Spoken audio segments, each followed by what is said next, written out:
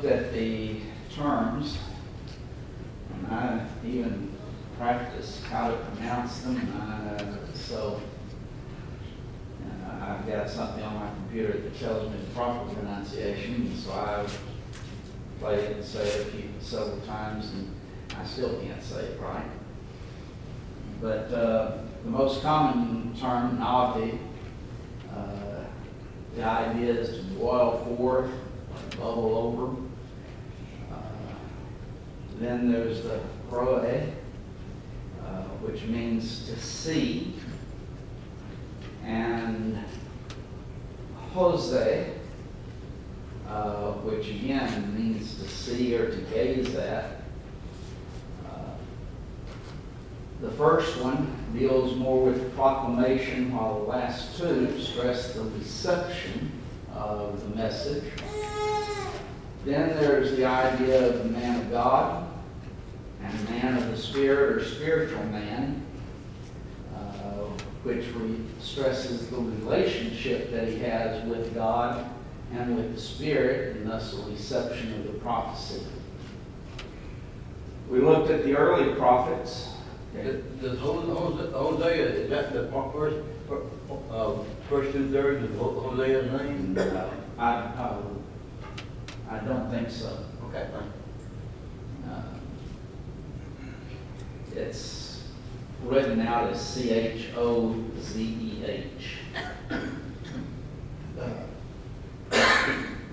We looked at the early prophets during the books of Pentateuch. For example, Abraham, Moses, Aaron, Miriam, Eldad, and Medad.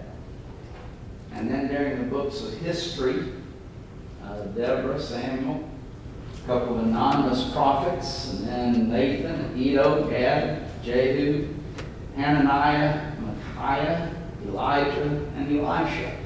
Would all be during that period. So that got us to, and sure enough, it won't work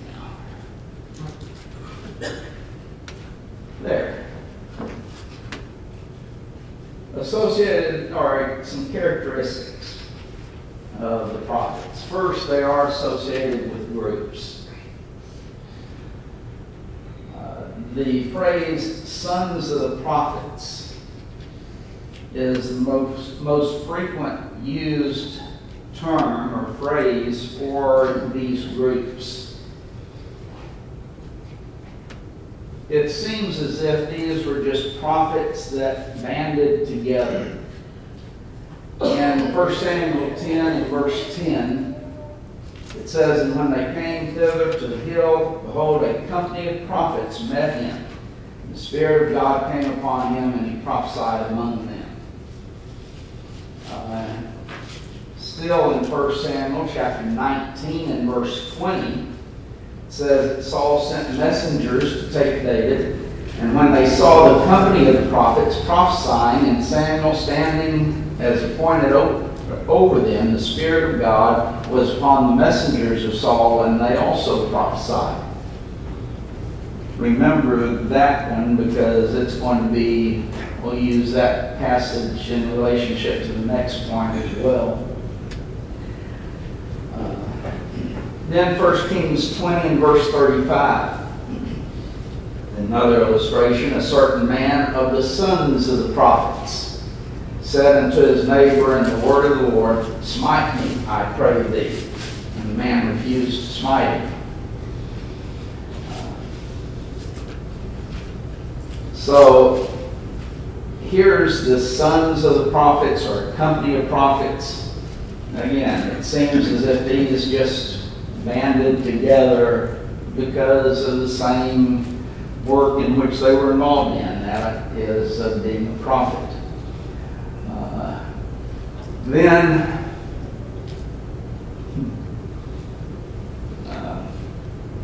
Let me get to the next point. I don't have it up there. One oftentimes seemed to be in charge. Read 1 Samuel 19 and verse 20.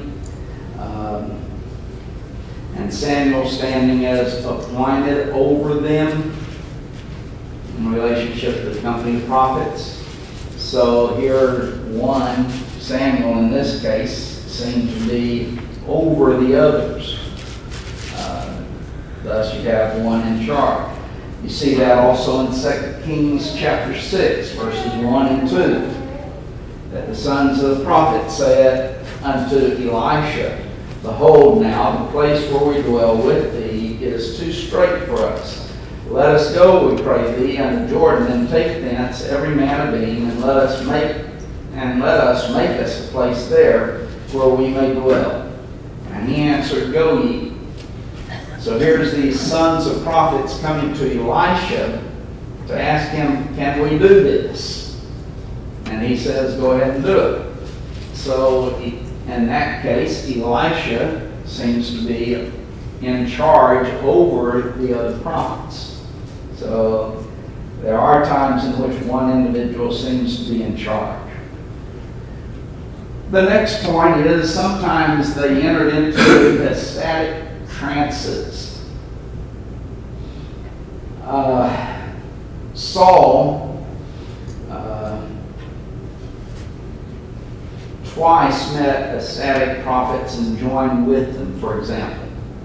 In 1 Samuel 10, verses 5 through verse 12,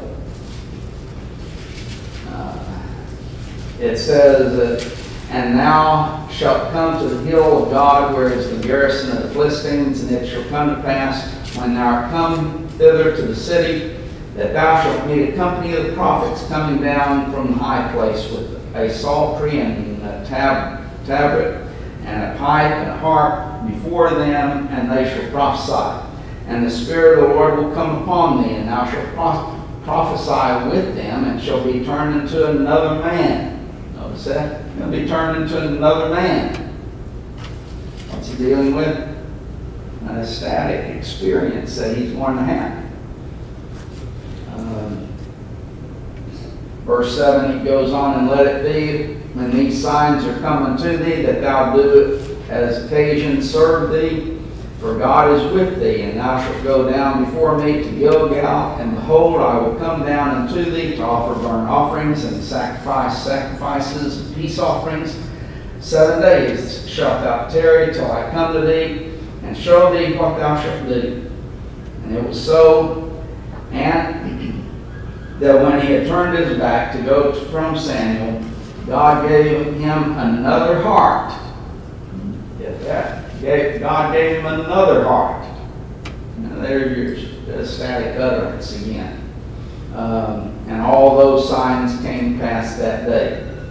And when they came thither to the hill, behold, a company of prophets met him, and the Spirit of God came upon him, and he prophesied among them. And it came to pass, when all that knew him before time saw that, behold, he prophesied among the prophets. Then the people said one to another, What is this that is coming to the son of Kish? Is Saul also among the prophets? And one of the same place answered and said, But who is their father? Therefore it became a proverb, Is Saul also among the prophets? I'm not going to read this other passage, but in 1 Samuel, the 19th chapter, and verses 18 through verse 24, you also have another time in which Saul fell into an ecstatic utterance or trance. So you have 2 times on that occasion, or with him. On the other hand, in 1 Kings, the 18th chapter, you have the contest with the priests of Baal, or the prophets of Baal. Those Baal prophets also seem to go into an ecstatic trance. So while Saul did in relationship to God directing him, now then the Baal prophets do the same thing.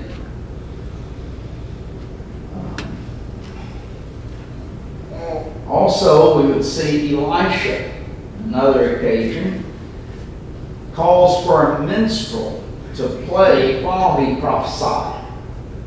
In 2 Kings 3 and verse 15,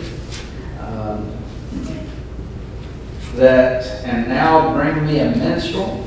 And it came to pass when the minstrel played that the hand of the Lord came upon him. So here's the minstrel playing the instrument, and that's when he receives the prophecy. Now then, the questions that can be asked along that line: did he sing to the accompaniment of the minstrel? Or did the minstrel get him in the mood that was conducive to this ecstatic utterance? Now, to me, it seems to be the second one. Some would say it's the first, that he was just singing in accompaniment to the minstrel. But it seems to me, this is my opinion, and with that and a couple of dollars, you might be able to buy you a cup of coffee today. But that's what David did for King Saul. He played the music. He played in a better mood. To get him in a better mood. I think that you have the situation here that the minstrel is playing to get him into a better mood to receive the prophecy. And so it makes him conducive to that aspect. There was next no restriction on the marriage state. As opposed to what some would teach today, that priests cannot be married. Of course, if priests cannot be married and every Christian is a priest, that would do away with Christianity pretty quickly, wouldn't it? But in 1 Samuel 8, verses 1 through 3, it talks about Samuel being a prophet. And it says that when it came to pass when Samuel was old, that he made his sons judges over Israel. Now the name of the firstborn was Joel, and the name of his second Abiah. They were judges in Beersheba, and his sons walked not in his ways, but turned aside after lucre, took bribes, and perverted judgment. So Samuel is a prophet. He has sons. What does that imply? He had a wife. He had a wife. So what's your point?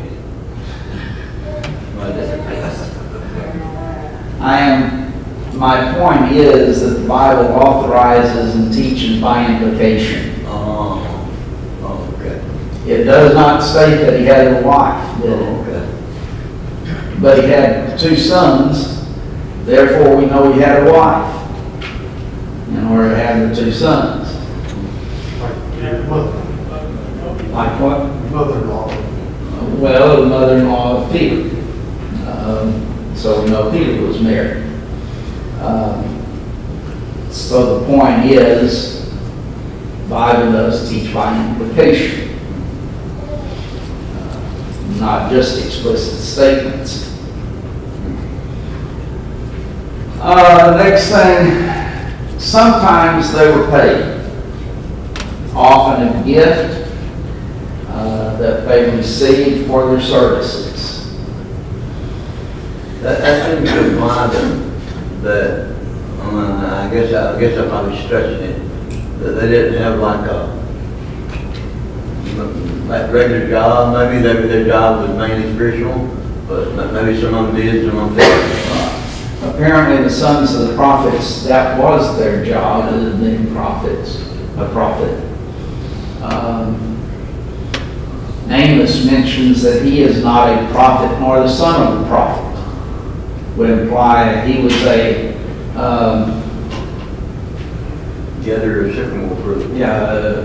gatherer of sycamore fruit from Tekoa. Now, it's amazing I can remember Tekoa, but I couldn't remember the fruit. That was his job, but he was sent to prophesy. But the fact that it says, I'm not a prophet nor the son of a prophet, would indicate that there are those who that's what their entire job is. They did not have other work. Saul using him again in 1 Samuel, the 9th chapter. This is before he becomes king, he's looking for some of his flocks, Donkeys. and they cannot find him.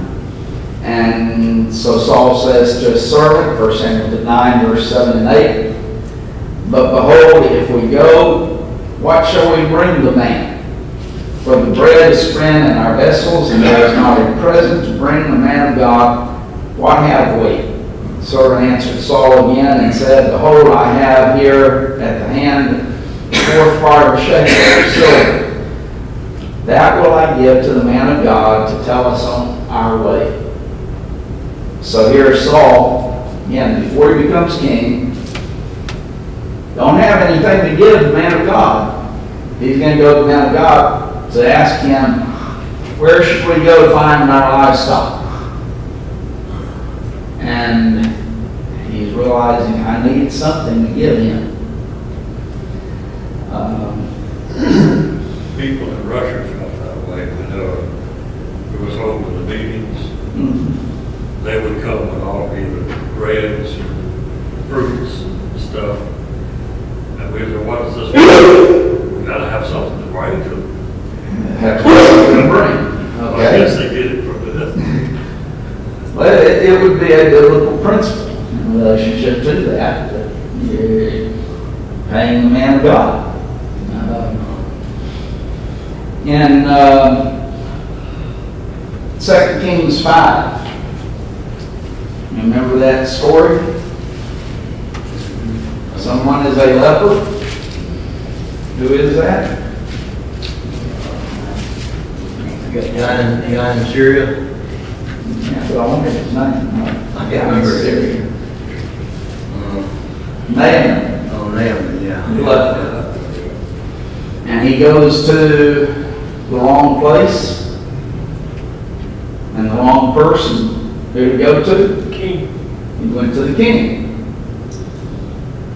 And the king's over there wringing his hands saying, the king of Syria sent him here to cause trouble, and he wants to go to war with me, and this is going to be an occasion to go to war. And so Elisha sends word, send him here. So he comes to Elisha, and Naaman's thinking that he's going to do some great thing, come out and whatever is in his mind. And instead, he just sends word, go wash in the river Jordan 7 times and you'll be clean.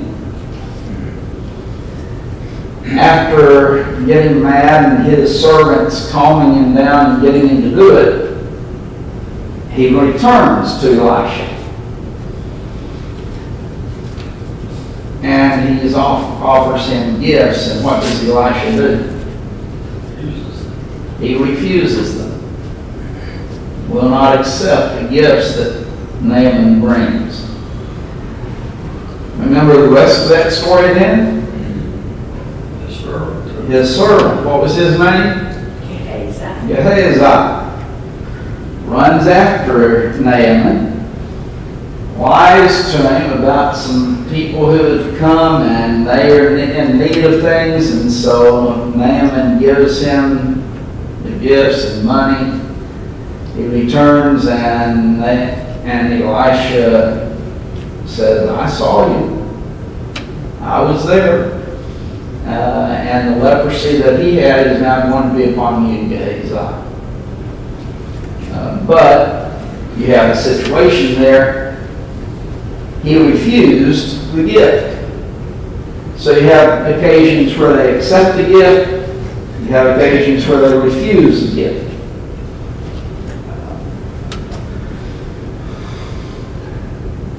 Maybe I should just kind of, as an aside, does that teach us something in relationship to this? Where the covenant is. That's in relationship to Gehazi. Yes, that would be a great lesson with Gehazi, but I'm talking about it and either accepting or rejecting gifts or pay. You mean what it is? Okay, let me give you a hint. Identify. No. Something that we can learn is that you have a God-authorized action that is not mandatory, but that is optional. Did the man of God have to receive it? No.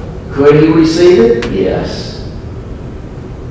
Was it authorized by God to give a prophet a gift? Obviously it was. Yet the man of God did not have to receive it, did he? Could he receive it? Yes. Was he forced to receive it? No. There are actions which God authorizes which are optional. We have the right to do it. We have the right not to do it.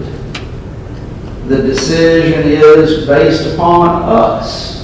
Now, we always have to make a decision through our study of the Scripture whether those actions that God has authorized are mandatory, where we must do it, or whether they're optional, where we have the choice of doing them or not. Okay, Dave? Do you think he refused it to set a good example about service spiritually before Naaman? I think that would be the reason why. Well, I don't know. I know you don't know. No, I guess it don't matter. Well, number one, it doesn't matter. Number two, the Bible doesn't tell us, so there's nothing we can do other than speculate. Yeah. I don't know.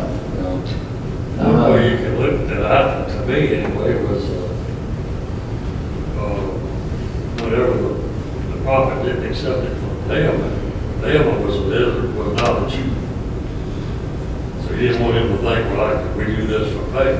But now whenever Saul was looking for it, they understood that you still need to have the prophet. There was this thing where they could tell the difference. One was a Jew and one wasn't. Might be. Yeah, but One was a Jew and one not, and so you accept it from the Jew because of their recognition of the responsibility that they have, as opposed to the Gentiles who do not. we have kind of a similar thing with government officials. They can't accept the gift themselves, but they can accept it for the United States. In other words, you can't keep it, but you can put it in the government where they're giving it to them. You can't take it as a gift to you personally. That's what I say. Okay, and we're going to start away from politics. So it was it's all right to give the gift, that's what I'm saying. They can receive it on behalf of the United States, but not themselves. Thank you. Then it is possible that they wore special garments. 1 Kings 1 and verse 8, talking about Elijah. They said unto him, he was a hairy man and girt with a girdle of leather about his loins. And he said, it is Elijah the Tishbite. So there, it almost seems as if, in describing him, he has that girdle of leather about him. In Zechariah 13 and verse 4, it shall come to pass in that day that the prophets shall be ashamed every one of his vision when he had prophesied. Neither shall they wear a rough garment to deceive. Why would they wear a rough garment to deceive? Maybe to disguise themselves as poor. There might be another reason other than to describe them, or to... Maybe protect themselves by wearing a garment that don't draw unnecessary attention to themselves. They are wearing a rough garment for what purpose? To deceive. Thus, why wear a rough garment to deceive? Because it would have been recognized. That would have been a recognized way to recognize a prophet. So you're making yourself appear as a prophet in order to deceive people. What would that have to do with deception though? Because that's the way in which prophets dress. That's the point. So was the person in the prophet, what would that have to do with deception? Am I damned or something? These are false prophets. And they're wearing this type of garment to Okay. deceive people into thinking that they are prophets Oh, to of God. get money, get paid. How do you know that? Well, I mean, it happens all the time. Now people are money hungry. So why wouldn't they do it back then? Does that mean it happened then? I don't know. I Then wasn't there. why, okay, then why, again, you're asking something and making a statement about them, we don't know why. Yeah, okay. It's just that we do know they wore this type of a garment in order to deceive people. Obviously, the reason is that's the way in which a true prophet would dress. And thus, the possibility that they wore special garments as a sign of being a prophet. But people always recognize the prophet was coming, that you They knew would he was know. a prophet Yeah. somehow. Somehow they knew that he was a prophet. Well, and that goes back to, it very well might be that they were wearing, prophets would wear special garments.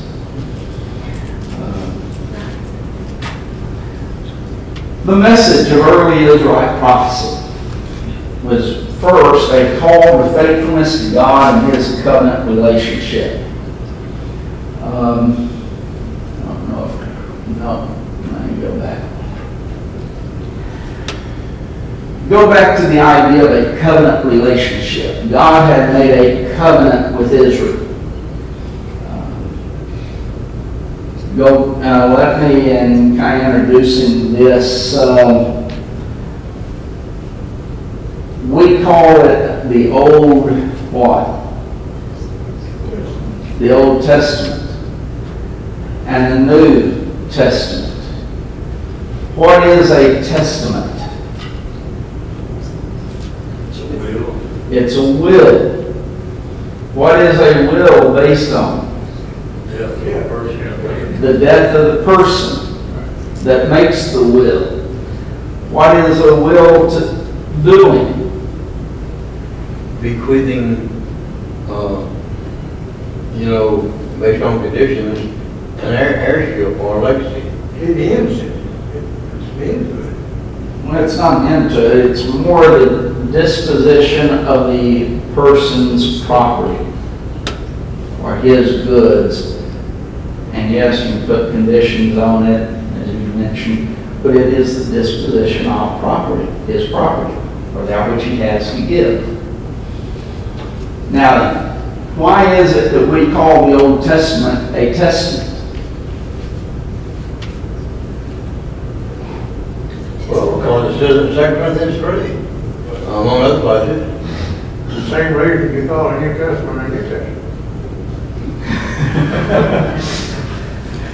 I cannot argue with that logic.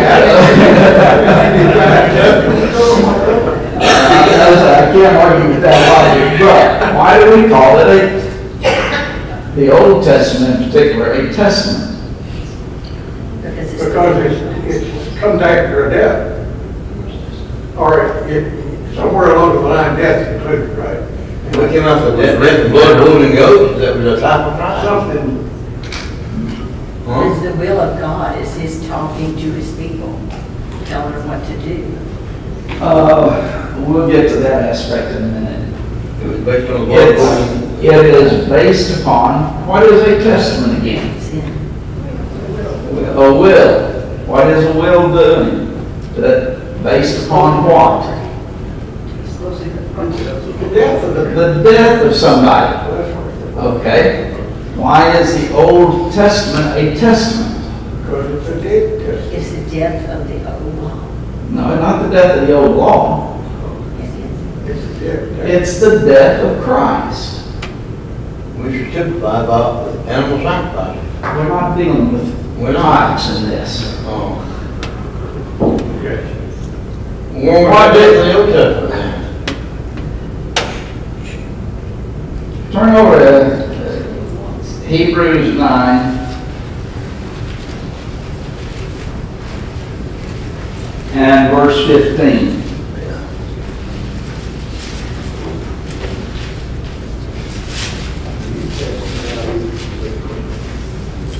What? 9:15. And for this cause he is the mediator of the New Testament, that by means of death for the redemption of the transgressions that were under what? The First Testament. They which are called might receive the promise of eternal inheritance. For a testament is, for where a testament is, there also, or must also of necessity be the death of the testator. For a testament is forced after men are dead, otherwise it is of no strength at all while the testator liveth. Testament is of force after men are dead. Why is the Old Testament? Because it's based upon the death of Christ. What does the death of Christ do? It goes, his blood goes back to cleanse those people under the old covenant, the Old Testament. And that's why it's a testament. That's why we call it a testament. Remember, well, we'll go back to Hebrews 2 and verse 9. That we see Jesus, who was made a little lower than the angels, for the suffering of death, that he by the grace of God should taste death for every man. I started quoting it as I was turning to it, and I turned to chapter 9 instead. So, wait a minute, that doesn't look right. That he by the grace of God should taste death for who? Who? Every man. Does that mean his blood, he tasted death for Abraham, Isaac, Jacob, David, and all of those Old Testament people? Absolutely. Adam and Eve, everyone, for every man, goes back to the Old Testament. That's why we call it a testament. But, now, during the Old Testament time, did they understand that? No. They understood it as a covenant. That's why you'll read in the Old Testament a covenant. God is making a covenant with Israel. Well, prophets were calling the people to faithfulness to that covenant relationship that God had made with them. Now, when you're dealing with covenants, what is a covenant, first off? And that's probably as good an answer as what is a covenant? A contract, an agreement. Okay. When you have an agreement, when you have a contract like that, there are two types of covenants, or two types of agreements. One of them is a covenant between equals. In other words, if Paul said, Michael, I want you to come mow my yard for $5, I'd laugh at him and say, forget it. That's not enough money. You're going to have to pay me $200. And he would laugh and say, no way. But we could argue back and forth and come to a nice conclusion of $199.99. And he would say, no, probably more like 5 cents. But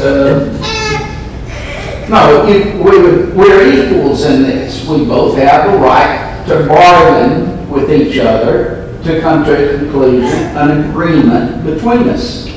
But we each have rights in which we can go back and forth that way. So that's a covenant between equals, two people or two groups being equal. With the Old Testament, the Old Covenant, you do not have a covenant between equals, do you? You have a covenant between unequals, because God is superior. Man is inferior. And so, just wait. So God, because He is superior, is able to say, here's my commands. Here's the promises that you will receive if you keep these commands. But he has the right command because he is superior to man. And he also promises blessings if you do keep those commands. Now then, as Israel did so many times, they did not keep that covenant relationship. God has stated, you're going to be my people, a peculiar or special people to me, above all the people of the world. Now, here's what you have to do. They didn't do it. So what did the prophets do? They were calling the people back to that covenant relationship. And in relationship to God, Israel oftentimes through their history introduced polytheism. In other words, many gods. 1 Kings, the 18th chapter, you see Baalism. There's all these prophets of Baal. Why? Because people were accepting that aspect of false gods. They needed, and in that, Elijah's calling them back to faithfulness to the covenant that God has made with them. That they would be his special people, but they had to obey his commands. Okay, now. What about the uncle of Rachel and Leah, when Jacob went to Gilead and was running from Laban, and they made a covenant that they couldn't pass either way past this heap of stones? Well, was that a covenant of equals, or what would you call that? You know? In some situations, you have a covenant between equals, but that's not really equal because one basically is stronger than the other in man relationship. An employer-employee relationship. While there is an aspect of equality in it, there's also an aspect of inequality. Because an employer can state, you have to do this in order to get paid. If you don't do that, you're going to get fired. Well, that's a covenant between unequals, because he is the one who is superior in that relationship. Between two people or groups or nations, they could make a covenant relation or agreement, but sometimes one nation was greater than the other. And so they could say, you do this and we'll destroy you. Because they are stronger from a physical standpoint, militarily, than the other nation. So, yes, between men are equal, but not in some situations. You have an aspect of inequality there. Well, God had told Laban, don't you mess with Jacob in a bad way, or basically, or I'm going to take it out on you. He didn't say it in that rough paraphrase. But, okay. But that's the prophet's job. Calling the people back to that covenant relationship. Another thing is that the prophets were important in relationship to kings. One thing, they anointed. In 1 Samuel 10, verse 1, you have Samuel took a vial of oil and poured it upon his head. This is Saul's head. And kissed him and said, Is it not because the Lord hath anointed thee to be captain over his inheritance? In other words, Samuel is anointing Saul to be king, to be the captain. Later on, though, God, because of Saul's sin as a king, is taking the kingship away from him. And so the Lord said unto Samuel in 1 Samuel 16, verse 1, How long wilt thou mourn for Saul, saying, I have rejected him from reigning over Israel? Fill thy horn with oil, and go, I will send thee to Jesse the Bethlehemite, for I have provided me a king among his sons. If you skip down then to verse 13, Samuel, now at the house of Jesse, and now then having David before him, Samuel took the horn of oil and anointed him in the midst of his brethren. And the Spirit of the Lord came upon David from that day forward, so Samuel rose up and went to Ramah. So here, Samuel, the prophet, is anointing first Saul to be king. When God rejects Saul from being king, God tells him, go anoint David. Although he doesn't say David in that way, but we know it is David, to be king. In 1 Kings chapter 1 and verse 34 then, Nathan appointed or anointed Solomon as being king. It says, and let Zadok the priest and Nathan the prophet anoint him their king over Israel. Blow you with the trumpet and say, God save King Solomon. If you recall, one of his brothers had been tried to usurp that throne, and they come to David and basically say, didn't you say Solomon would be king? And then tells them, here's what's happening. And so David then says, well, get Zadok the priest, get Nathan the prophet, we're going to anoint Solomon as king. Now, in looking at that aspect, one of the things that we learn is that being a king is one of the anointed offices. Now, why do we put it that way? Well, because Christ was king, prophet, priest, king. Okay, because of Christ. The word Christ, and Christ, by the way, was not his name. If you really wanted to deal with it, it would be more of a title. He was the Christ. Well, Christ means anointed one. Well, what does that imply, though? Well, you have to go back into the Old Testament and see what offices were anointed offices. And king was one of those anointed offices.